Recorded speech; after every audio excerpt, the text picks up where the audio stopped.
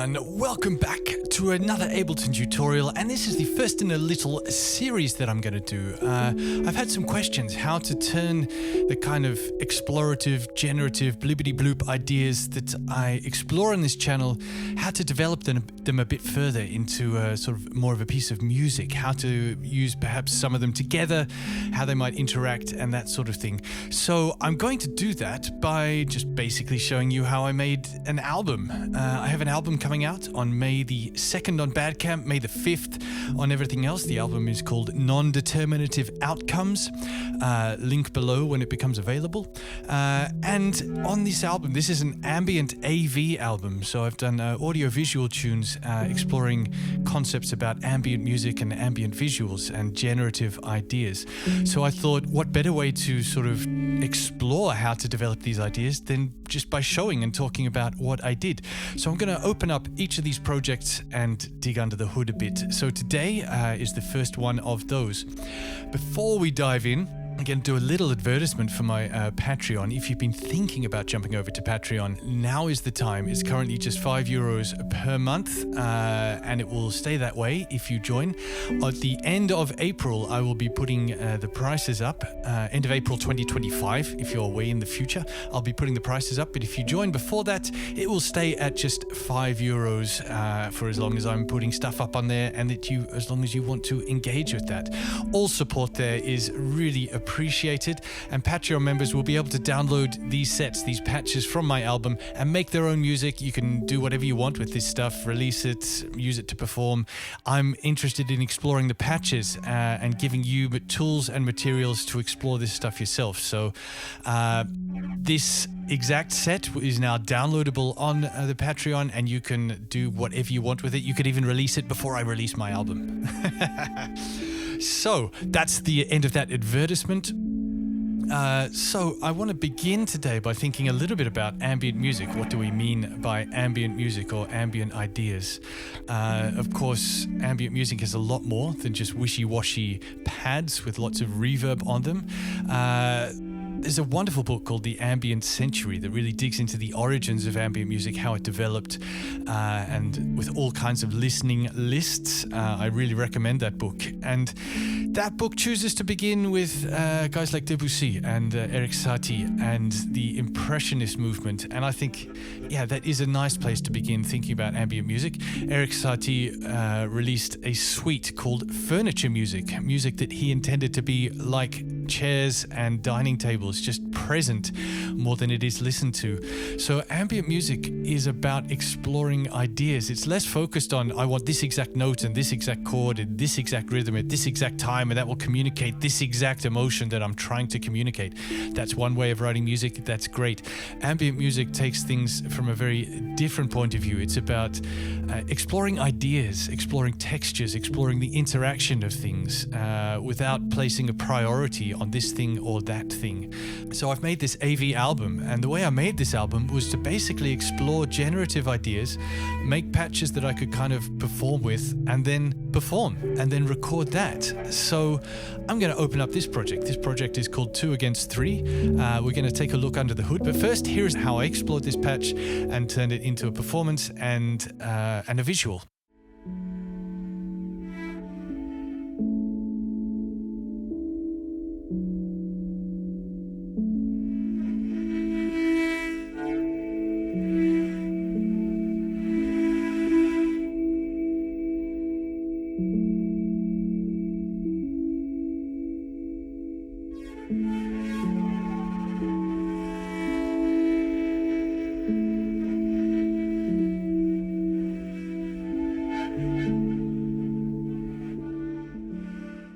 So that's what I made from this patch. Whatever you make will be yours and completely different.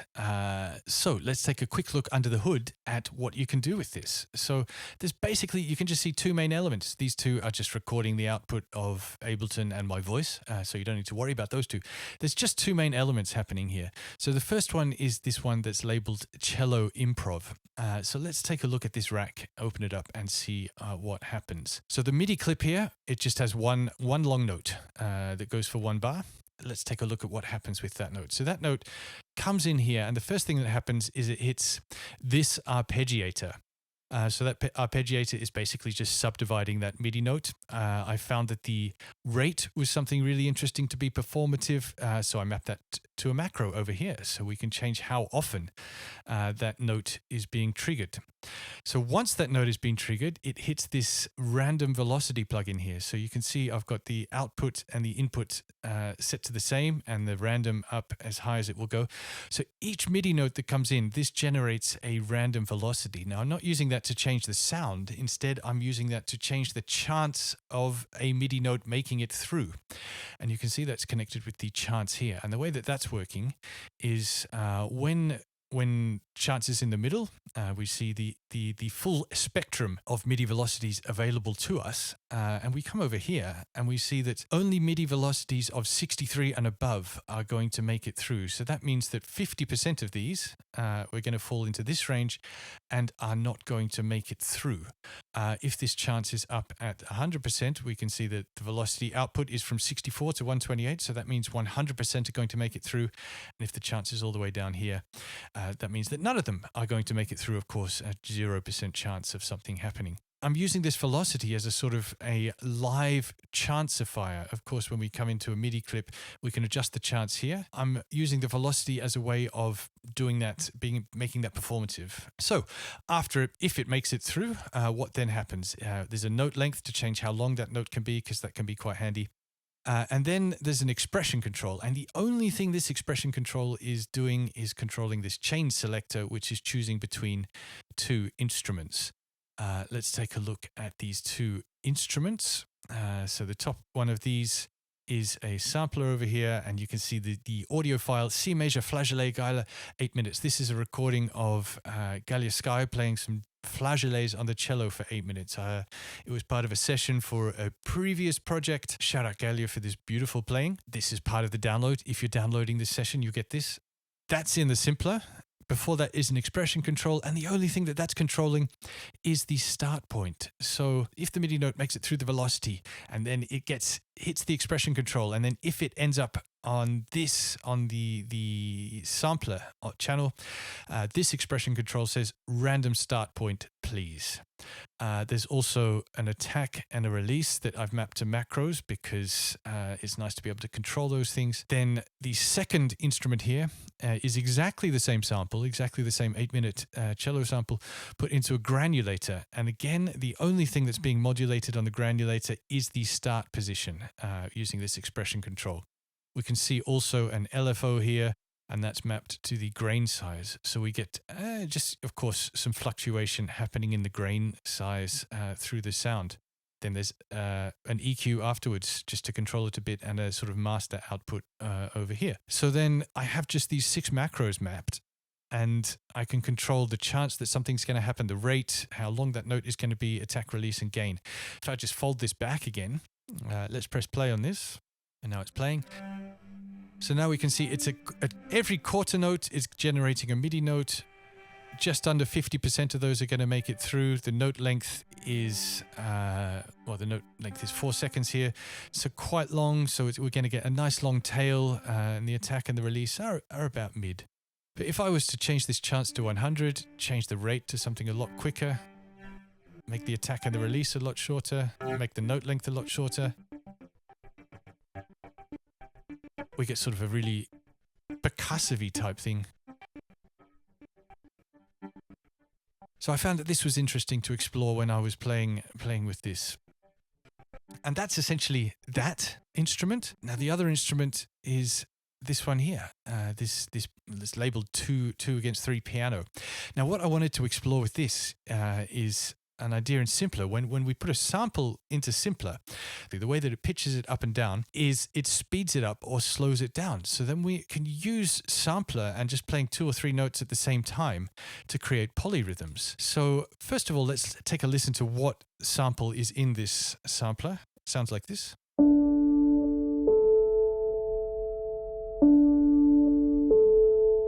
So it's just these 2 notes played 4 times. But if I bring that back here, and we just take the first note of that. Now, if I play the note that's an octave up, that's going to happen twice as often. So we can hear that that note an octave up happens twice as often. That's because in order to pitch the note up, Simpler needs to play it twice as fast, so it happens twice as often. If we were to play the note a fifth up,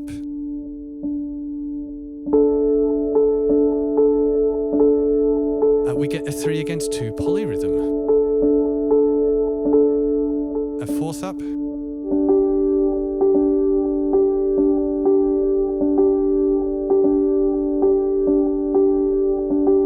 we get a 4 against 3 polyrhythm. So I wanted to explore this idea with this piano patch. So essentially, yeah, it is these two notes that are a fifth apart. It's in there 4 times, just to have a little bit of variation, so it's not the exact same sample each time. So then when I play 2 notes an octave apart, it's going to play the top one of those pairings of 2 notes twice as fast. So I found this really interesting. So it was really lovely just exploring this instrument, seeing what combinations of undulating, unfolding rhythms would happen depending on what notes I picked. The other 2 things that are happening with this patch is that the velocity, there's a velocity thing here, just constraining the range a little bit, because I found that the push, when I pressed it super soft, it was just a little bit too soft and things weren't happening. So the velocity is just connected in here into the filter cutoff.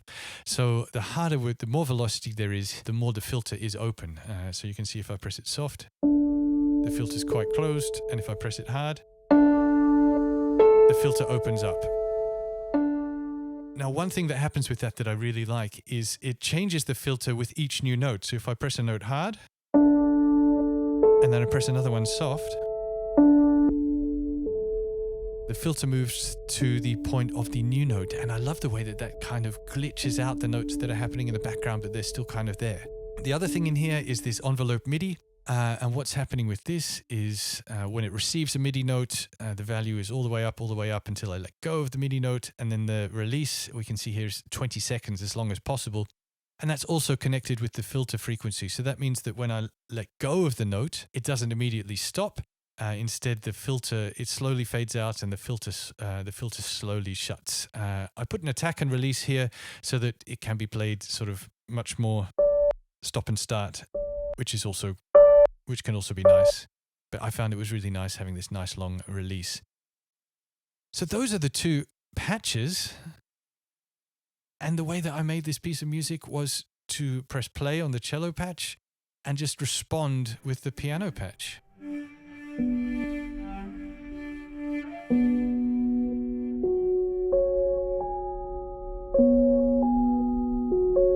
And I just recorded the output.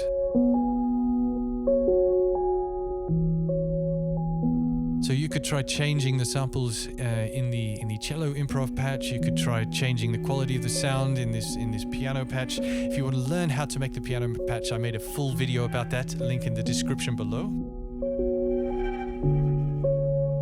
If you want to download this patch and explore it yourself, you absolutely can. Link is in the description below. And whatever you make with this, that's yours. You can do whatever you want with it. For me, this album is not about any kind of fixed version that will eventually be released. This album is about the processes, these patches. So I want to make it possible for you to engage with the music by making it yourself and not only listening to it, which is why I'm making these patches available. So thanks for being here today. This was really fun to show. I'm looking forward to showing more of this album. Please hit me up in the comments if this is interesting for you, if you're enjoying this kind of, if you find this content useful. Thanks for being here. See you next time.